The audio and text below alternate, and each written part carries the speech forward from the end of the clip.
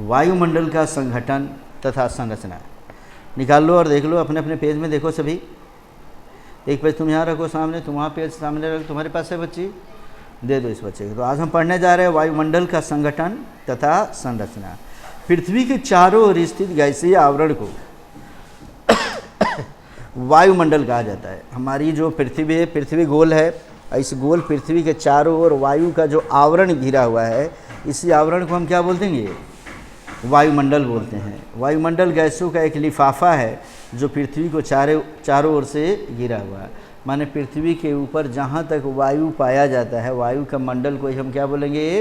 वायुमंडल। तो आखिर इस पृथ्वी के ऊपर वायु कहाँ तक पाया जाता है बच्चे?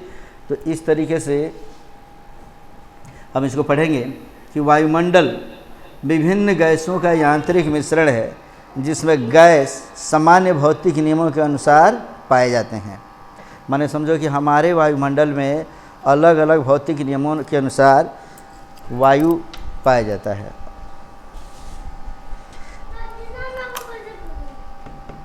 और जो वायु का जो हम मिश्रण पाएंगे जब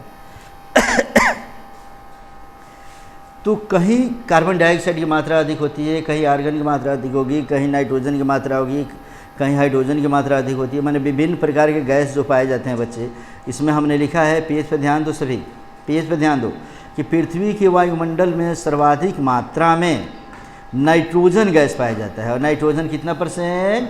78.8%। ये याद रखेंगे, काफ़ी इंपॉर्टेंट। बार बार परीक्षाओं में समझो, डिफेंस में तो ये जनरली पूछते रहता है कि वायुमंडल में सबसे अधिक कौन सी गैस पाई जाती है? Nitrogen gas. उसके बाद कौन सी गैस? ऑक्सीजन गैस विद्यमान है। ये दोनों मिलकर करीब 99% भाग को बनाते हैं तथा शेष 1% भाग में अनेक गैसों का योगदान है। कौन कौन गैस? CO2 माने कार्बन डाइऑक्साइड। Ag लिखा है लेकिन Ag को काट कर वहाँ आर्गन लिखोगे। आर्गन, क्रिप्टन, जेनन, हाइड्रोजन, हीलियम, नियन, ये सब की सब गैसें कितने % में है? 1% में। एक बार फिर से मैं बता दूं कि पूरी वायुमंडल में नाइट्रोजन की मात्रा 78.8% और ऑक्सीजन की मात्रा 21%। यही मिलकर बना देते हैं लगभग 99%। सिर्फ 1% ऐसा है जिसमें अलग अलग गैसें पाई जाती है। और वो गैसें अब समझ लो कि समस्त गैस होती है बच्चे। अब उसमें भी मात्रा किसकी कितनी होती है, इस पर ध्यान दो। कहते पृथ्वी के वायुमंडल में जलवाष्प भी विद्यमान है। इसकी अधिकतम मात्रा 5% तक हो सकती है।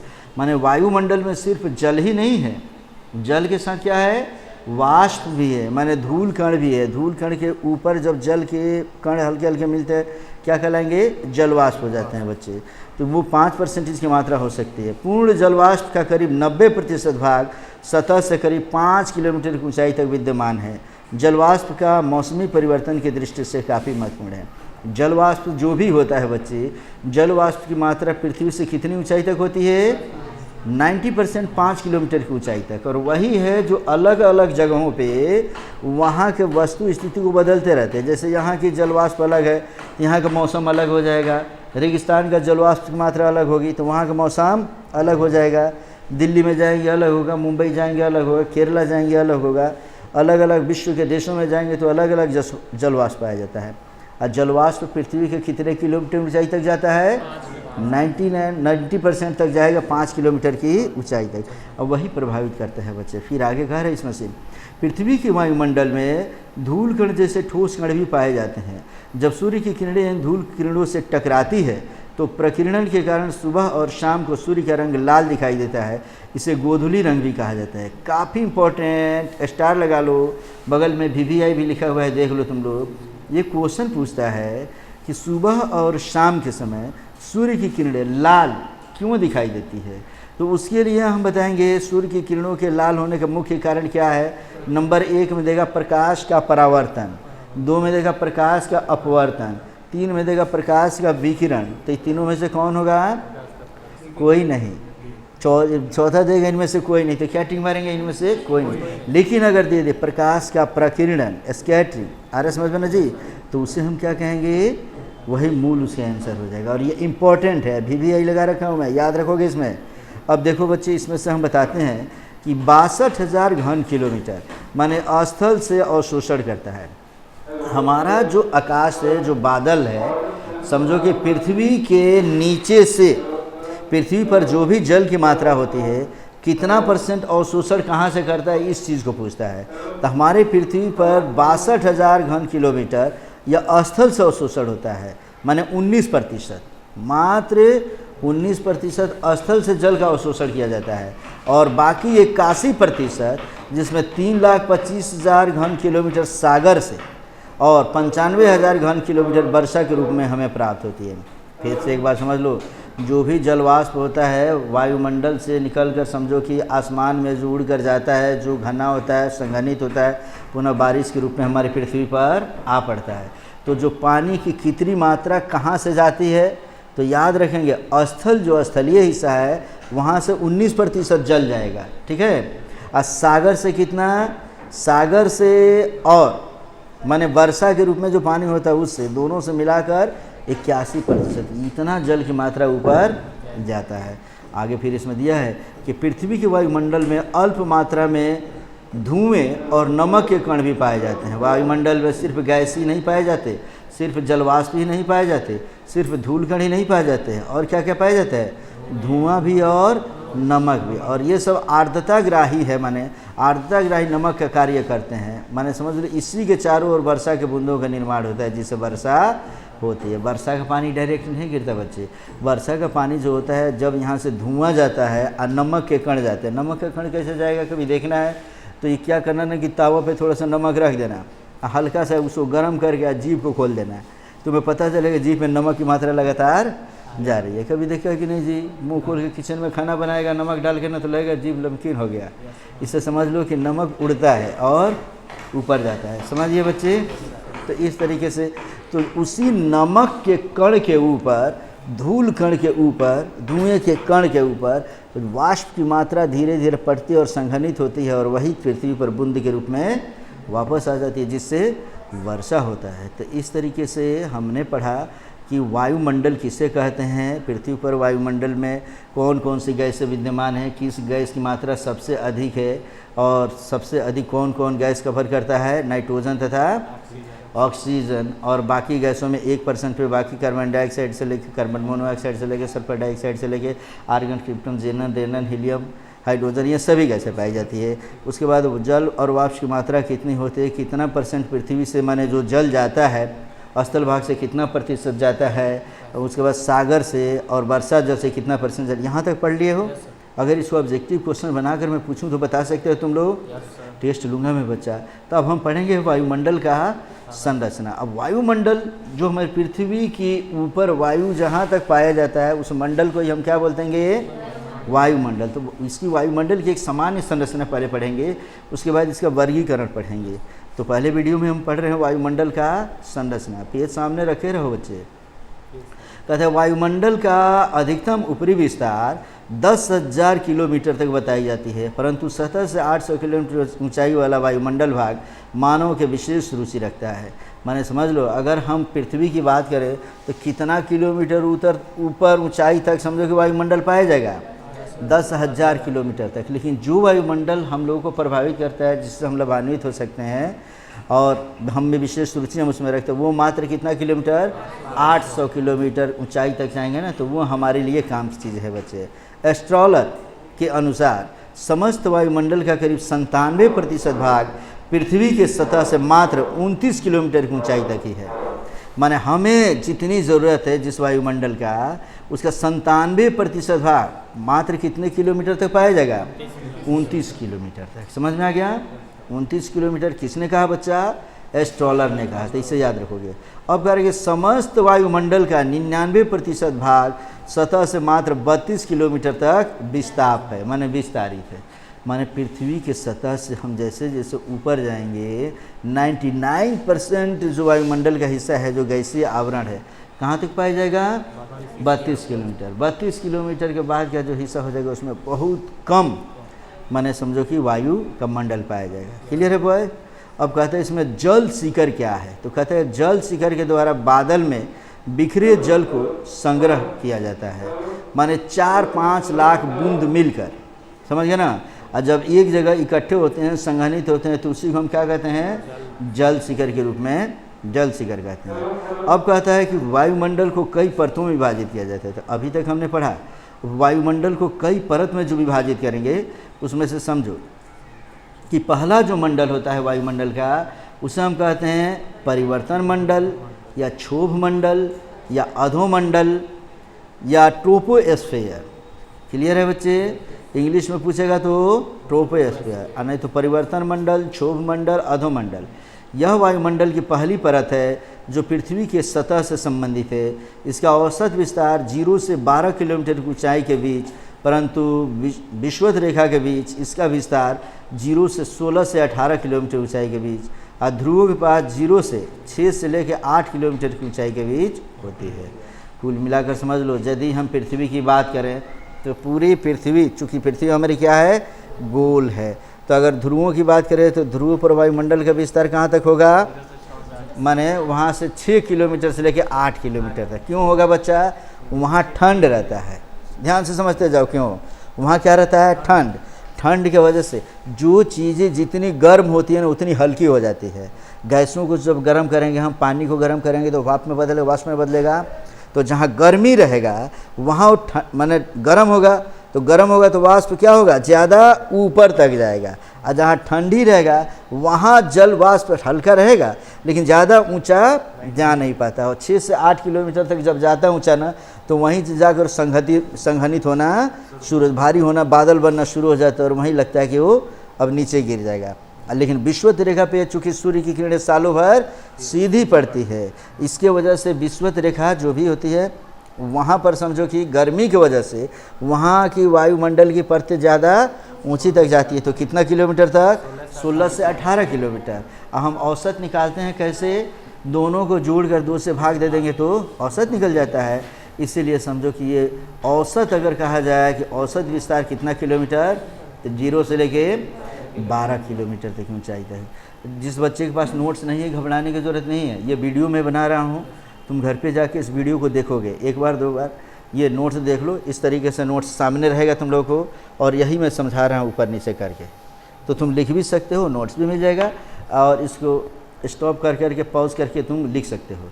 अच्छा, इस परत के विस्तार पर तापमान का प्रभाव पड़ता है। माने समझ लो कि जो भी टेम्परेचर का असर पड़ता है वो कौन से मंडल में पड़ता है? वायुमंडल के परिवर्तन मंडल में, क्षोभ मंडल में, या अधोमंडल में, या ट्रोपोस्फीयर में। क्लियर है? माने यहाँ तापमान कभी तेज़ हो जाएगा, कभी कम हो जाएगा। समझ में आ गया? अच्छा, इस परत में ऊपर जाने पर तापमान घटता है। याद रखेंगे, काफ़ी इम्पोर्टेंट, स्टार लगाएंगे।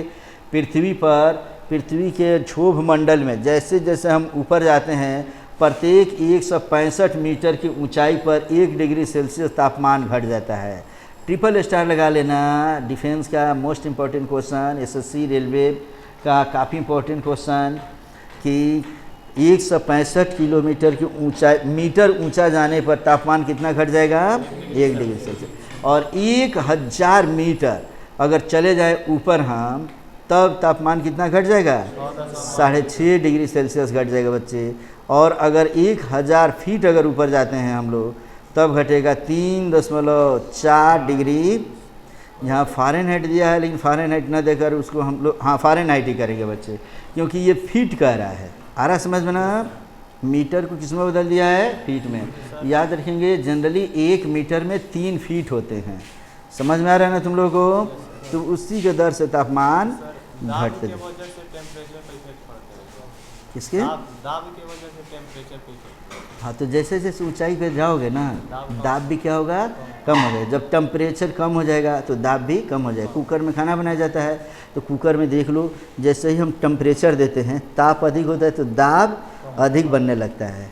आ रहा समझ में ना? जिसका नतीजा हो जाए कि वेपर उसमें ज़्यादा निकलने की कोशिश करता है, और हम ऊपर से एक ढक्कन लगा के रखे रहते हैं, और जब उसमें काफ़ी ज़्यादा गर्म हवा का प्रेशर हो जाता है ताप और दाब के कारण, ठीक है ना? ये रुद्धोष्म प्रक्रिया वगैरह, उष्मा ताप वगैरह सब पढ़ा कि नहीं फिजिक्स में? ये सब पढ़े होगे तुम लोग, तुम भी पढ़े हो बच्चे। तो इस तरीके से तो कहता है इसमें कि अतः इसे तापमान का सामान्य पतन दर कहा जाता है। माने क्षोभ मंडल तापमान का सामान्य पतन दर होता है। जैसे जैसे ऊंचाई पे जाते हैं वैसे वैसे तापमान कम होने लगता है बच्चे। तो 165 मीटर ऊंचा जाएंगे तो 1 डिग्री सेल्सियस तापमान कम हो जाएगा। अच्छा, अब कहता है इसमें देखो, मौसम परिवर्तन से संबंधित सभी प्रकार की घटनाएं इस परत में होती है। स्टार नहीं, ट्रिपल स्टार लगा लो बच्चे। अगर तुम्हारे लाइफ में क्वेश्चन नहीं मिलेगा तब फिर आकर मुझसे कहोगे तुम लोग कि सर अब तो ऐसे ही बताए थे। निश्चित रूप से अगर 5 एग्ज़ाम देते हो तो 1-2 एग्ज़ाम में तुम्हें ये मिल ही जाएगा। मुझे कई बार मिला है ये क्वेश्चन कि वायुमंडल की किस परत में मौसमी पर माने आंधी तूफान आते हैं, तो आंधी तूफान किस परत में आएगा? क्षोभ मंडल में। आंधी तूफान का आना, बादलों का बनना, वर्षा का होना, मेघ गर्जन, बिजली चमकना, ये सब कौन से मंडल में होते हैं? क्षोभ मंडल में। इसीलिए हवाई जहाज़ जब उड़ाया जाता है बच्चा तो क्षोभ मंडल में नहीं उड़ाया जाता है। हवाई जहाज़ हम लेकर भागेंगे एकदम इतने जगह पे कि ये कौन है आंधी तूफान और मेघ गर्जन बिजली के चमक पे पड़ेगा जी। अगर जहाँ इसके अंदर रहेगा बिजली चमकेगी या इधर उधर नहीं जाएगी, सीधे हवाई जहाज़ पे अटैक करेगी, सबको जला के खाक कर देगी। इसीलिए उसको उड़ाया जाता है। तो मौसम ख़राब हो तो बाद देख लेना, माने जहाज़ को नहीं उड़ाया जाता। देखे होगे नहीं तुम लोग कि मौसम ख़राब होने की वजह से हवाई जहाज़ को नहीं उड़ाया जा रहा है, इसलिए ये उड़ा और ऊपर से समझ लो बिजली कड़का तो बिजली कहीं और नहीं जाएगा, पास में ही एकदम चला जाएगा, सबको जला के खा कर देगा। तो पहले से मौसम वैज्ञानिक के था तो उसका हम लोग अंदाज़ा ले लेते हैं। और एक बार जब इस मंडल से निकल कर ऊपर चले जाएंगे हम, तो ऊपर जाने के बाद से वो सम तापमंडल में जब चले जाते हैं तो वहाँ तापमान का, आंधी का, तूफान का, मौसम परिवर्तन, मेघ गर्जन का कोई असर नहीं पड़ता। आराम से वहाँ से जहाज़ जा रहा है बच्चे, समझ में आ गया ना जी। तो इस तरीके से क्यों समताप मंडल में उड़ाते हैं पता चल गया। अब कहोगे सर मान लीजिए कि क्षोभ मंडल के पास में समताप मंडल है तो बिजली तो वहाँ ऊपर चले जाना चाहिए, लेकिन सामान्य तौर पे न्यूटन महाराज को याद करो, तो फादर ऑफ फिजिक्स को, उन्होंने कोई बता दिया कि कोई भी वस्तु अगर पृथ्वी पर गिरेगी तो कहाँ जाएगी? नीचे की तरफ गिरेगी। तो वो सेब होता या कोई भी चीज़ होता, अरे समझ में ना, इसीलिए वो ऊपर नहीं जा पाता है। क्लियर है बॉयज? कोई दिक्कत नहीं ना। तो अब देख लो इसमें से, तो इस पर ट्रिपल स्टार लगा लिया। फिक्स है ये क्वेश्चन तुम्हारे लाइफ में मिलेगा बच्चा। तुम लोग 2-4 एग्ज़ाम दो, किसी न किसी एग्ज़ाम में मिलना ही है। कि कथा इस परत के ऊपरी भाग में 1.5 किलोमीटर मोटी एक संक्रमण पेटी पाई जाती है, जहां परिवर्तन से संबंधित सभी प्रकार की घटनाएं स्वतः रुक जाती है, जिसे परिवर्तन सीमा या ट्रोपोपॉज कहा जाता है। ट्रोपो का मतलब चेंज और पॉज का मतलब होता है स्टॉप, माने जहां चेंजिंग। अब देखो सबसे पहले हमारी ये जो पृथ्वी है, इसका फिगर बनाया है कि नहीं जी? इसमें तुम लोगों को तो मैं एक बार फिगर बनवाया था बच्ची, अगर नहीं बनवाया था तो फिर से बनवा दूंगा, टेंशन मत लो और इसे समझते चलो। कुल मिलाकर अगर हम बात करें तो इसे समझो, ये हमारी पृथ्वी है बच्चे। तो ये इस पृथ्वी पर सबसे पहले ऊपर की तरफ ये पहला मंडल है, माने हम इस तरीके से अगर हम पृथ्वी के ऊपर जाते हैं तो सबसे पहला मंडल यहाँ पे देख लीजिए, हमारी क्या हो गई? पृथ्वी। पृथ्वी के ऊपर ये परत है, तो यहाँ इस परत की अगर बात करेंगे तो ये सबसे पहले मंडल को हम क्या कहेंगे? इसे कहते हैं हम लोग क्षोभ मंडल। तो ये हमारा क्षोभ मंडल हो गया बच्चे, ध्यान दो। इसे क्या कहेंगे हम लोग? क्षोभ मंडल। इस क्षोभ मंडल के ऊपर एक यहाँ परत पाई जाती है, इसमें जो भी चेंजिंग होता है वो क्या होता है? रुक जाता है। चेंजिंग का मतलब रुक जाने का, ट्रोपोपॉज के नाम से इसे हम जानते हैं। ट्रोपो मतलब क्या होता है? परिवर्तन, चेंजिंग। आप पॉज माने क्या होता है? रुकना। माने क्षोभ मंडल में यहाँ परिवर्तन होगा, ये क्षोभ मंडल है तो यहीं पे आंधी आएगा, तूफान आएगा, बिजली कड़केगी, यहीं पे समझ लो कि मौसमी परिवर्तन होंगे। और जैसे जैसे ऊपर जाते हैं मौसमी परिवर्तन क्या होता है? ख़त्म होते जाता है बच्चे। और इस तरीके से वह मंडल माने क्षोभ मंडल की ऊपरी सीमा जहाँ पर चेंजिंग सभी रुक जाती है, उसे ही हम क्या बोलेंगे? ट्रोपोपॉज के नाम से जानेंगे। एक बार मैं अलग से फिगर इसका बना के तब तुम लोग समझाऊंगा अभी, ठीक है ना? पहले इसे समझते जाओ। तो दूसरे मंडल को इसमें कहते हैं हम लोग समताप मंडल। अब हमारा पहला मंडल पढ़ चुके हैं बच्चे, पहला मंडल के बाद कौन सा मंडल पढ़ रहे हैं हम लोग? समताप मंडल। तो समताप मंडल को स्ट्रेटोस्फीयर के नाम से जानेंगे हम लोग। यह वायुमंडल की दूसरी परत है, दूसरी बढ़ाव की मात्रा से लिखोगे, जिसका विस्तार 13 से 32 किलोमीटर के बीच होती है। याद रखेंगे कि जहाँ हम लोग पढ़े थे कि क्षोभ मंडल का विस्तार कितना किलोमीटर बच्चे? हाँ 0 से 12 किलोमीटर, वहीं पर इस मंडल का समताप मंडल का विस्तार कहाँ से रहेगा? 13 से लेकर 32 किलोमीटर के बीच है, परंतु आधुनिक स्तूपनिक खोजों के आधार पर इसका विस्तार 16 से लेकर 80 किलोमीटर के बीच बताया जाता है। माने 13 से 50 किलोमीटर सामान्य रूप से ये माना जाता है। समझ में आ गया? अलग अलग पुस्तकों में अलग अलग ऊंचाई देगा इसका, उसके लिए घबराने की ज़रूरत नहीं है। अलग अलग भूगोलवेत्ता अपने शोध के अनुसार इसको अलग अलग नाम देते हैं। अच्छा, इस परत में ऊंचाई के साथ तापमान क्या रहेगा? सामान्य रहेगा। समताप मंडल, ऐसा मंडल जहाँ तापमान क्या हो? सामान्य हो जाए, जहाँ अधिक माने चेंजिंग न हो। इस परत में किसी भी प्रकार का मौसमी परिघटना नहीं होती है, अतः यह वायुमंडल का एक शांत क्षेत्र है। मौसमी परिवर्तन न होने की वजह से यहीं पे समझ लो, देखो इसमें क्या लिखे हैं, काफ़ी इम्पोर्टेंट, याद रखेंगे हम लोग। सभी बच्चों को बता दो रिकॉर्डिंग हो रही, कोई ना बोलेगा, उसे मना करो। तो कहता है इस परत के ऊपरी भाग में 30 से 60 किलोमीटर ऊंचाई के बीच ओजोन गैस के अधिकता वाला ओजोन मंडल का विस्तार पाया जाता है। याद रखेंगे बच्चे, जब समताप मंडल के ऊपर हम जाएंगे तो 30 किलोमीटर से लेकर 60 किलोमीटर के बीच एक गैस पाया जाता है। कौन सा गैस? Ozone gas. तो इसके अधिकता वाले मंडल को हम क्या बोलेंगे? ओजोन मंडल। माने जिस मंडल में समताप मंडल के ऊपर जहाँ पे ओजोन गैस पाई जाती है उस मंडल को हम क्या बोलेंगे? ओजोन मंडल। और ओजोन गैस सूर्य से आने वाली तीखी पराबैंगनी किरणों को अवशोषित कर अधिक ताप होने से पृथ्वी की रक्षा करता है, अतः ओजोन परत को पृथ्वी का रक्षा कवच कहा जाता है। काफ़ी इम्पोर्टेंट, ये तुम्हारे परीक्षा में रहेगा बच्चे, मैट्रिक बच्चे हो, इंटर हो, कोई कंपटीशन का स्टूडेंट क्यों ना हो।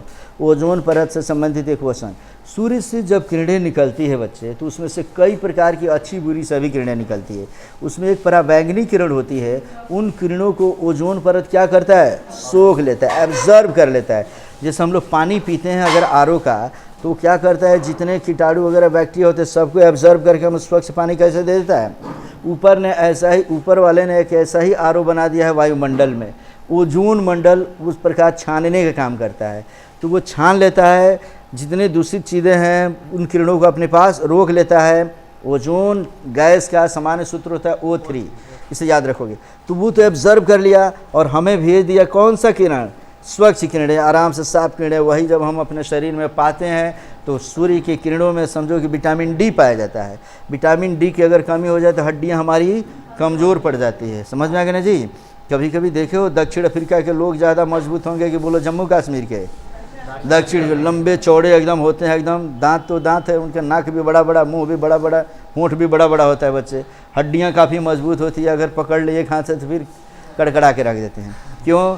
सूर्य की किरणें उनको क्या मिलती है? सीधे मिलती है। जब सीधे मिलेगी तो उनको विटामिन डी की मात्रा मिल जाती है। अब विटामिन डी जब मिलेगा तो हड्डियाँ उनकी मजबूत हो जाती है। हम लोग एसी में घर के अंदर रहेंगे तो हड्डी मजबूत होगी क्या?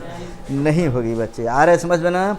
तो इस तरीके से ओजोन गैस क्या करता है? ओजोन परत ओजोन गैस को रोक लेता है और हमारे पास बढ़िया किरणें आती है। अब उसी में हम करते क्या है देख लो, काफ़ी इम्पोर्टेंट, ये मैट्रिक इंटर से लेके एसएससी रेलवे सब में पूछेगा बच्चे। काफ़ी इंपॉर्टेंट क्वेश्चन कि ओजोन गैस को नष्ट करने वाली गैस CFC माने क्लोरोफ्लोरोकार्बन है। CFC का पूरा नाम क्लोरोफ्लोरोकार्बन है, जो हमारे विभिन्न प्रसाधन सामग्री होगा इसमें, ठीक है ना। प्रसाधन सामग्री माने क्या? मेकअप का सामान। महिलाएं ज़्यादा मेकअप का सामान लगाती है, पुरुष भी दाढ़ी वगैरह बनाते हैं ना जब, तो महिलाओं के मेकअप के सामान में, पुरुष जो दाढ़ी बनाते हैं उनमें, और जो हम लोग घरों में एसी चलाते हैं, एसी से जो गैस निकलता है, जो फ्रिज चलाते हैं, इसमें क्लोरोफ्लोरोकार्बन की मात्रा पाई जाती है। इससे समझो कि जो हमारा ओजोन परत है ना वो प्रभावित होता है, उसमें धीरे धीरे समझो कि छिद्र होने लगा है, जिसकी वजह से कई पराबैंगनी किरण उसमें निकल कर नीचे चली आ जाती है। और वो पराबैंगनी किरण अगर इन किरणों में अगर हमारे शरीर पे पड़ जाती है तो हमें त्वचा संबंधी रोग होने लगता है। क्लियर है बच्चे? तो कहता है इसमें से कि जैसे एयर कंडीशन, AC, रेफ्रिजरेशन जिसे प्रशीतक बोलते हैं, कंप्यूटर, जीरोक्स मशीन इत्यादि के साथ साथ ध्वनि से भी तीव्र गति से चलने वाली सुपरसोनिक ट्रांसपोर्ट जेट एयरक्राफ्ट माने यान इत्यादि से ये सब निकलते हैं। हम जब भी प्रिंटर चलाते हैं बच्चे, उससे भी मैंने इस, और जब हम लोग कंप्यूटर चलाते हैं तो कंप्यूटर देखना नीचे क्या हो जाता है, गर्म हो जाता है, तो उससे भी जो गैस निकलती है ये सब क्या करता है, क्लोरोफ्लोरो कार्बन बेचना, और ये कुछ को नुकसान पहुंचाएगा ओजोन परत को। तो ओजोन परत से निकलने वाली छिद्र अगर बंद नहीं की गई तो आने वाले समय में वो अगर पर्वत चट्टान पठार पे अगर पड़ गया तो उसको तोड़ेगा ही, और समझो कि पृथ्वी के टेम्परेचर को इतना बढ़ा देगा कि हमारे पहाड़ों के ऊपर जो माने समझो कि बर्फ़ जमा हुआ है वो गलना शुरू हो जाएगा, और जब गलेगा तो समझो कि बाढ़ आएगा, सुनामी आएगा, जलजला आ जाएगा, और इस तरीके से हम समझ लो कि आपदा के शिकार हो जाएंगे। इसीलिए विश्व स्तर पे इसको ठीक करने के लिए एक कॉन्फ्रेंस किया गया। इसे याद रखोगे कब किया गया, कहता है कि 1987 में कनाडा के मॉन्ट्रियल शहर में आयोजित सम्मेलन के अनुसार ओजोन को सर्वाधिक क्षति क्लोरीन और ब्रोमीन गैसों से होती है, जो हमारे रसायन उद्योगों तथा रासायनिक हथियारों से निकलती है। जो भी रसायन उद्योग केमिकल्स वगैरह जो हम लोग बनाते हैं उससे दो गैसें निकलती है, पहला कौन, क्लोरीन, और दूसरा कौन, ब्रोमीन। तो समताप मंडल के ऊपरी भाग में 1.5 किलोमीटर एक संक्रमण पेटी पाई जाती है जो समताप मंडल तथा ऊपर स्थित परत को अलग करता है। इस समताप पेटी को माने इस संताप पेटी को समताप सीमा कहते हैं। जैसे याद रखो मैंने अभी बताया था कि क्षोभ मंडल के ऊपरी सीमा को हम लोग ट्रोपोपॉज कहते थे, उसी प्रकार समझो कि समताप मंडल के ऊपर जाएंगे तो अचानक से मंडल चेंज नहीं होता है। 1.5 किलोमीटर इसका भी संक्रमण काल होता है, और उसमें समझो कि कोई चेंजिंग इसमें भी नहीं होता है। इसे समताप सीमा के नाम से जानते हैं। अब अंतिम पढ़ लो बच्चे, एक तो मध्य मंडल और बाह्य मंडल पढ़ के, आयन मंडल पढ़ के इसको हम लोग ख़त्म करेंगे। ये वीडियो थोड़ा सा लंबा हो जा रहा है, लंबा रहने दे कि काट के दूसरे वीडियो बना दें,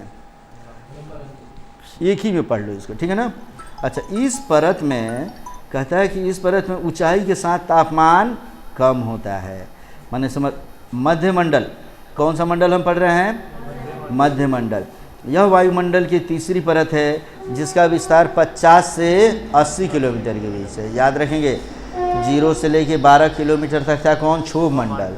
12 से लेके लगभग 50 किलोमीटर तक, किसी ने 80 भी बताया, कम अधिक बताया था, मुख्य तौर पे 50 किलोमीटर तक, 13 से 50 तक कितना माना गया, समताप मंडल।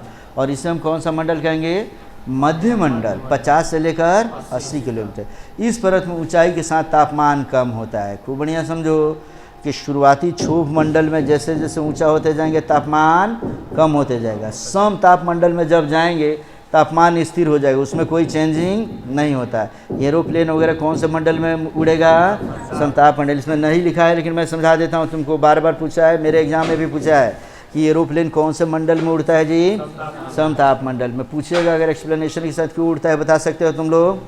तो मध्य मंडल में इसमें ऊंचाई के साथ तापमान क्या होता है, कम होता है। अच्छा, इस परत में किसी प्रकार का मौसमी परिवर्तन नहीं होता है, परंतु उल्का से संबंधित अधिकांश घटना इसी परत में घटित होती है। माने आसमान में जब हम जाएंगे बच्चे तो 50 से 80 किलोमीटर के बीच में उल्का से संबंधित घटनाएं घटे। उल्का देखे होगे नहीं बच्चे, रात को जब निकलते हो तो देखते हो कि अरे एक तो तारा टूटता है और आकर एक जगह ख़त्म हो जाता है। तुम सोचते हो कि मांग लो उससे, जल्दी से मांगोगे सो मिल जाएगा, परीक्षा में टॉप करने का मांग लो, अगर मिलता है तो सबकी इच्छाएँ पूरी हो जाती है कि नहीं बच्चे।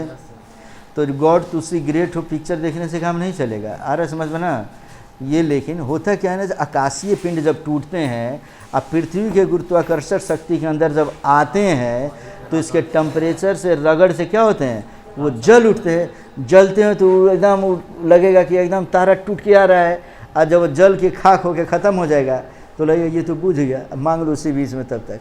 तो ये सब कुछ भी नहीं है, अंधविश्वास है ये, फिर भी मैंने समझो कि इसे माना जाता है। तो ये उल्का से संबंधित घटनाएं कहाँ होती है, मध्य मंडल में। अच्छा, मध्य मंडल के ऊपरी भाग में भी 1.5 किलोमीटर की एक संक्रमण पेटी पाई जाती है जिसे मध्य सीमा कहा जाता है। यह मध्य मंडल तथा ऊपर स्थित आयन मंडल को अलग करता है। और इस तरीके से पढ़ेंगे। अब अंतिम मंडल पढ़ रहे हैं हम लोग, कौन सा मंडल, आयन मंडल। काफ़ी इम्पोर्टेंट, तुम सभी बच्चे जान लो। अभी ज्योग्राफी के लास्ट लेसन में हम तुम्हें पढ़ाएंगे। और तुम्हें भी बता दूं आयन मंडल क्या है, आयनोस्फीयर के नाम से इसे जानते हैं। कहते हैं यह वायुमंडल की चौथी परत है। कौन सी परत, पहली परत कौन सी, क्षोभ मंडल। दूसरी परत कौन सी, समताप मंडल। तीसरी परत कौन सी, मध्य मंडल। और चौथी परत कौन सी? आयन मंडल। और आयन मंडल पढ़ लेंगे जब, तो इसके बाद जो मंडल होगा उसे बहिर्मंडल कह देंगे। बाहर कौन मंडल होगा उसके फेरे में ज़्यादा दिमाग दौड़ाने की ज़रूरत नहीं है। दिमाग दौड़ाओ कौन से मंडल में? आयन मंडल। काफ़ी इंपॉर्टेंट, साइंस, टेक्नोलॉजी, इंटरनेट, ये जो भी चीज़ें हम देख रहे हैं समझते चलो, पढ़ो बढ़िया से इसको। रेडियो सुनता है ना गाना, मुंबई में अभी सलमान खान नाचेगा और हम लोग यहाँ पे देख लेंगे कि नहीं उसको? ये किस मंडल की वजह से संभव है? आयन मंडल। तो कहता है इसमें यह वायुमंडल की चौथी परत है। इसका विस्तार 80 से लेकर 140 किलोमीटर के बीच ऊंचाई माने इसकी होती है। अभी तक फिर से मैं बता दूं एक बार, सबसे पहले क्षोभ मंडल कहाँ से कहाँ तक? 0 से 12 किलोमीटर। फिर 13 से 50 किलोमीटर तक कौन मंडल? समताप मंडल। अब 50 से 80 किलोमीटर तक कौन सा मंडल? मध्य मंडल। अब मध्य मंडल 80 से लेके 140 किलोमीटर ऊंचा जाएंगे तो उसे हम कौन सा मंडल कहेंगे? और इसमें ऊंचाई के साथ तापमान निरंतर बढ़ता चला जाता है। काफ़ी इम्पोर्टेंट, पहले बता दूं, क्षोभ मंडल में जैसे जैसे ऊंचा जाएंगे ऊंचाई के साथ तापमान घटेगा। 165 मीटर ऊंचा जाएंगे तो 1 डिग्री तापमान घट जाएगा। सम तापमंडल में जाएंगे तापमान स्थिर रहेगा। फिर उसके बाद ऊपर जाएंगे कौन? मध्य मंडल में, वहाँ भी तापमान घटेगा। लेकिन जब आयन मंडल में जाएंगे तो तापमान बढ़ेगा। इसमें तापमान क्या होगा? बढ़ेगा। याद रखना, यही पूछकर सिविल सर्विसेज में इधर उधर चेंजिंग करता है दिमाग को, समझ में आएगा ना? सब पढ़ते जाओ, मैं बताता हूँ, ठीक है ना? अच्छा, इस परत के द्वारा विद्युत चुंबकीय तरंगों का परावर्तन होता है, जिससे हमें रेडियो सुन पाते हैं। विद्युत चुंबकीय तरंग जो भी समझो कि निकलते हैं, रेडियो तरंगे जो निकलती है, किस मंडल में सैटेलाइट सेट किया जाता है? आयन मंडल में। दूरदर्शन देखते हैं हम लोग। इसके अलावा ब्रह्मांड किरणें तथा ध्रुवीय प्रकार इत्यादि इसकी अन्य महत्वपूर्ण विशेषताएं हैं। दरअसल होता क्या है बच्चे, ये हमारी पृथ्वी है, समझ लो। ये क्या है? पृथ्वी। इसे खूब बढ़िया समझो। पृथ्वी के ऊपर अलग अलग मंडल है। हम जानते हैं सबसे पहला मंडल वायु के आवरण को क्या बोलेंगे? मंडल बोलेंगे, वायुमंडल बोलेंगे। वायुमंडल के पहले परत को हम क्या बोलेंगे? क्षोभ मंडल। इसमें समझो लो मौसमी परिवर्तन होते हैं, चेंजिंग आता है, आंधी आता है, तूफान आता है, मेघ गर्जन आता है, बिजलियाँ कड़कती है। इसके वजह से समझ लो कि इसमें एरोप्लेन वगैरह नहीं चलाया जाता। हम एरोप्लेन को उड़ा कर लेकर चले जाते हैं इसके ऊपर सम तापमंडल में। सम तापमंडल में तापमान समान रहता है तो वहाँ किसी प्रकार का कोई परिवर्तन नहीं होता। एरोप्लेन आराम से उड़ाएंगे हम लोग। और उसके बाद जाएंगे तो क्या आ जाएगा? मध्य मंडल। मध्य मंडल में जब हम जाते हैं तो मध्य मंडल के बाद आएगा कौन मंडल? आयन मंडल। तो हमारी पृथ्वी का एक उपग्रह है। कौन सा उपग्रह है जी? चंद्रमा। उपग्रह किसे कहते हैं? वह आकाशीय पिंड जो ग्रह के चारों तरफ चक्कर लगाए, जिसका खुद का कोई प्रकाश नहीं हो, उसे हम क्या कहते हैं? उपग्रह कहते हैं। उसी प्रकार उपग्रह माने अन्य सैटेलाइट जो होते हैं ना, वो हम लोग पृथ्वी के चारों समझो कि आर्टिफिशियल रूप से फिक्स कर चुके हैं। कैसे फिक्स करते हैं समझो। मानो ये पृथ्वी है बच्चे और इसके ऊपर ये चंद्रमा है, तो चंद्रमा अभी यहाँ है, कभी यहाँ घूमेगा, कभी यहाँ घूमेगा। चंद्रमा क्या करेगा? इसके चारों ओर। और पृथ्वी स्थिर रहता है ना जी? नहीं, ये भी क्या करता है? ये अपने जगह पे घूमेगा और चंद्रमा इसके चारों तरफ घूमते रहता है। आ रहा समझ में ना? तो चंद्रमा पे हम कोई सैटेलाइट लगा के काम नहीं चला सकते। हम क्या करते हैं कि इस पृथ्वी के से दूरी पर आयन मंडल में अपना एक सैटेलाइट फिक्स कर देते हैं। सैटेलाइट फिक्स करने का मतलब क्या है बच्चे? इसको खूब बढ़िया ध्यान से समझते चलो कि मानो यह पृथ्वी है, तो इस पृथ्वी के ऊपर हम क्या करेंगे? यह पृथ्वी जैसे ही हमारी घूमती है, इसके ऊपर यहाँ हमारा अगर ये इंडिया, मान लो कि यहाँ पे इंडिया है बच्चे, तो यहाँ हमने सैटेलाइट सेट कर दिया। तो सैटेलाइट सेट कर दिए तो यहाँ से मुंबई हो गया, यहाँ मुंबई से एक फ्रीक्वेंसी भेजते हैं यहाँ पे। कोई भी चीज़ जब होता है, डांस प्रोग्राम, गाना, संगीत, कुछ भी होता है, तो वहाँ से एक तरंग के रूप में उसको भेजेंगे कहाँ पे? हम लोग इस सैटेलाइट पे। और सैटेलाइट फिक्स, अगर पृथ्वी अगर इधर घूम जाएगी, मान लो कि इंडिया घूम के इधर हो गया, तो इसके सामने है ना, तो हमारा ये सैटेलाइट भी घूम के कहाँ रह गया? एकदम सामने। अरे जैसे घर में समझो कि हम लोग एंटीना कैसे एक जगह फिक्स कर देते हैं और उस एंटीना पे पक्षी भी आके बैठ जाए और थोड़ा सा हिल जाए तो काम करता है कि नहीं? नहीं करता है, नहीं करेगा। आ रहा समझ में जी? तो हमें तुरंत पक्षी को हटाना पड़ता है, नहीं तो इतना टाइट करना पड़ता है कि हिले डुले नहीं।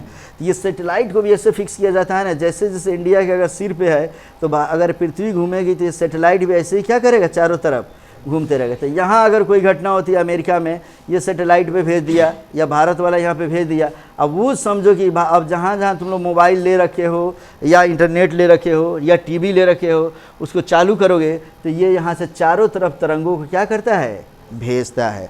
अर्थात यदि हम यहाँ से कोई भी प्रोग्राम, मानो कि मैं तुम्हें यहाँ पढ़ा रहा हूँ और पढ़ाने के बाद मैं इसको नेट पे डालूँगा, नेट पे डालूँगा तो ऐसा नहीं कि डायरेक्ट ये तुम्हारे मोबाइल में भेज देगा। इतनी फास्ट इसकी स्पीड होती है कि हम जब यहाँ से नेट में डालेंगे तो ये यहाँ का एक टावर लगा होगा। तुम लोग के पास टावर रहता है कि नहीं जी चारों तरफ? ये टावर पे एक एब्जर्वर लगा हो, तुरंत इसको एब्जर्व करेगा अपने पास में। अब वो उसको तुरंत भेज देगा कहाँ, सैटेलाइट पे। और सैटेलाइट वो वगैरह क्या करेगा, वहाँ से जो जो हमारे इस नंबर को टच करेगा उस नंबर पे वो तुरंत वहाँ से क्या करेगा, सर्कुलेट करेगा, फैला देगा। तो एक साथ विश्व का जो व्यक्ति अगर जेडी सर गोपालगंज अगर लिखकर अगर सर्च मारेंगे तो वो सैटेलाइट वहाँ से भेजता है, न कि मोबाइल डायरेक्ट भेज देता है। समझ में आएगा ना जी? तो ये जितना काम हम करते हैं, रेडियो तरंगों का काम हो, विद्युत चुंबकीय तरंगों का काम हो, दूरदर्शन का काम हो, मोबाइल का काम हो, इंटरनेट का काम हो, सब सैटेलाइट के माध्यम से करते हैं। और ये सब सैटेलाइट जो सेटिंग होती है पृथ्वी के किस मंडल में सेट होता है, आयन मंडल। याद रखो, हवाई जहाज किस मंडल में उड़ते हैं, समताप मंडल। और अगला क्वेश्चन कि आंधी तूफान मौसमी चेंजिंग बिजली का कड़कना किस मंडल में, क्षोभ मंडल में। और सैटेलाइट किस मंडल में सेट होते हैं। ये तैयार हो गया। तुम्हें जीवन में अगर ये क्वेश्चन नहीं मिला तो बुढ़ापे में आकर हमसे मिलना कि सर फालतू के लेसन पढ़ाए थे यार। आ रहा समझ में ना, इतना इंपॉर्टेंट है। मेरे एग्जाम में कई बार पूछ चुका है, तो तुम्हारे एग्जाम में तो शुरुआत ही हो रही बच्चे। तो डिफेंस का मोस्ट इंपॉर्टेंट क्वेश्चन ये। अब इसमें कहता है, देख लो बच्चे, कि यूरोप के उत्तरी भाग में सतह से 100 किलोमीटर की ऊंचाई पर दिखाई देने वाले प्रकाश को उत्तरी ध्रुवीय प्रकाश कहा जाता है, जबकि 65 डिग्री साउथ या दक्षिण अक्षांश से दक्षिण सतह पे दिखाई देने वाले प्रकाश को दक्षिणी ध्रुवीय प्रकाश कहते हैं। अब यूरोप के उत्तरी भाग में जो सतह से 100 किलोमीटर ऊंचाई पर जो दिखाई देगा उसे हम उत्तरी ध्रुवीय अक्षांश, और दक्षिण में दिखाई देगा उसे दक्षिण ध्रुवीय प्रकाश के नाम से जानेंगे। अब इसमें देखो ठीक से, अब अगला अंतिम समझ लो, मैं ख़त्म कर देता हूँ बस बच्चे, मुश्किल से 2 मिनट और। बहिर्मंडल, अंतिम मंडल कौन सा पढ़ रहे हैं हम लोग, बहिर्मंडल। वायुमंडल सबको पढ़ना है, इसलिए एक बार फिर से बता देता हूँ। लाइफ का इंपॉर्टेंट क्वेश्चन, यदि तुम जामिया का परीक्षा देने जाते हो, दिल्ली यूनिवर्सिटी का देने जाते हो, अलीगढ़ मुस्लिम यूनिवर्सिटी का दे रहे हो, DU का एंट्रेंस दे रहे हो, या SSC का एंट्रेंस देना है, डिफेंस का, एयरफोर्स, नेवी या आर्मी का एग्ज़ाम देना हो, सिविल सर्विसेज का देना हो, वायुमंडल से क्वेश्चन एक रहता है। तो इस तैयार हो गया बच्चा, 1 नंबर आज ही। तो कहता है इसमें से देख लो, यह वायुमंडल की 5वीं तथा अंतिम मंडल है। कौन सा मंडल है ये, अंतिम। अब उसके बाद भगवान का अस्तित्व शुरू, कुछ जानता भी नहीं है कोई, यार समझ में ना जी। तो कहते हैं इसका विस्तार 640 किलोमीटर ऊपर तक है। इसमें ऊंचाई के साथ तापमान निरंतर बढ़ता चला जाता है। वहाँ भी जाएंगे तो क्या होगा, तापमान बढ़ते चला जाएगा, बढ़ते चला जाएगा। फिर सूरज भगवान मिलेंगे और वहाँ जाओगे तो तुम्हें जला के राख कर देंगे।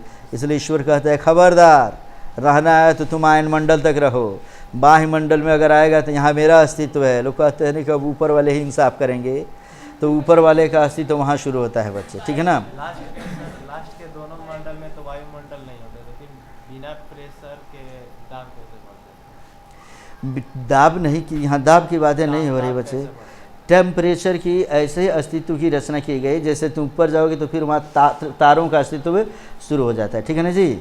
यहाँ तक तो ठीक है। पृथ्वी के पास में जब रहोगे तो चुंबकीय शक्ति है, तो यह समझो कि ज़्यादा तुम्हें खींचता है अपने तरफ, ठीक है ना। जैसे जैसे दूरी पे जाओगे, कभी 2 चुंबक को पास में सटा देना, एक वस्तु को बीच में रख देना। बीच में रखोगे तो कांपने लगेगा, इधर जाए कि उधर जाए, ठीक है ना। हल्का सा तुम्हारा अगर माने समझो कि प्रेशर कम होगा तो दूसरा अपने तरफ खींच लेगा। इसीलिए जब हम इसकी सीमा से बाहर की तरफ जाने लगते हैं तो टेम्परेचर फिर वहाँ क्या होता है, बढ़ने लगता है, ठीक है ना जी। तो इस तरीके से जानोगे तुम लोग बच्चे कि इसमें ऊंचाई के साथ तापमान निरंतर बढ़ता चला जाता है। कहता है कि अभिनव माने रिसेंट या आधुनिक विचारधारा के अनुसार, अभिनव विचारधारा का मतलब है कि अत्याधुनिक, अभी जो विचारधारा चल रही उसके अनुसार वायुमंडल को दो परतों, बस हमारा लेसन समाप्त हो चुका है बच्चे। पांचों मंडल हम लोग पढ़ लिए, ठीक है ना। बाह्य मंडल में अब उसके बाद बाह्य मंडल है, शुरू हो गया भगवान का अस्तित्व। आ रहा समझ में ना जी। लेकिन हम इसको पढ़ते हैं कि नए विचारधारा के अनुसार पृथ्वी को, वायुमंडल को हम दो हिस्से में बांटे हैं। पहला कौन सा? सममंडल, होमोस्फेयर, और दूसरा होता है विषम मंडल, जिसे क्या कहेंगे हम लोग? हेट्रोस्फेयर कहेंगे बच्चे। अब सममंडल और विषम मंडल ये दोनों पढ़ते हैं 2 मिनट में और ये खत्म। सममंडल क्या है? 0 से 80 किलोमीटर के बीच है। इसे परिवर्तन मंडल, समताप मंडल और मध्य मंडल तीन उप परतों में बांटा गया है। माने सबसे पहला आधुनिक विचारधारा कहता है कि वायुमंडल को हम कितने परत में बांट रहे हैं? 2। पहला कौन सा मंडल? सममंडल। सममंडल में 3 मंडल आ जाता है। पहला कौन? क्षोभ मंडल, दूसरा कौन? समताप मंडल, और तीसरा कौन? मध्य मंडल। क्लियर है बच? और अगला इसमें से समझो कि विषम मंडल। तो विषम मंडल, इसका विस्तार 80 किलोमीटर से ऊपर है तथा इसे आयन मंडल और बहिमंडल 2 परतों में बांटा जाता है। मैंने दोनों को डाल दिया गया है उसमें। जैसे नाउन कितने प्रकार के? तो 5 प्रकार के पढ़े हो। आधुनिक विचारधारा के अनुसार नाउन कितने प्रकार के? तो 3 में कौन कौन? अरे वो नहीं रे, आधुनिक विचारधारा में 2 ही, काउंटेबल नाउन, अनकाउंटेबल नाउन। आ रहा समझ में ना? उसी जगह मंडल में पढ़ लिए हम लोग वायुमंडल। अब 80 किलोमीटर से ऊपर तापमान में निरंतर वृद्धि होती चली जाती है, अतः माने टेम्परेचर के आधार पर इसको बांटा गया है। आ रहा समझ में ना? कि 80 किलोमीटर के ऊपर तापमान में क्या होती है? वृद्धि होती चली जाती है। अतः 80 किलोमीटर से ऊपर स्थित वायुमंडलीय भाग को तापमंडल भी कहते हैं। और इसी के साथ वायुमंडल हमारा समाप्त हो गया बच्चे। 41 मिनट 35 सेकंड का ये जो वीडियो है, इसमें यदि तुम्हें कोई दिक्कत होता है तो फिर पूछोगे हमसे।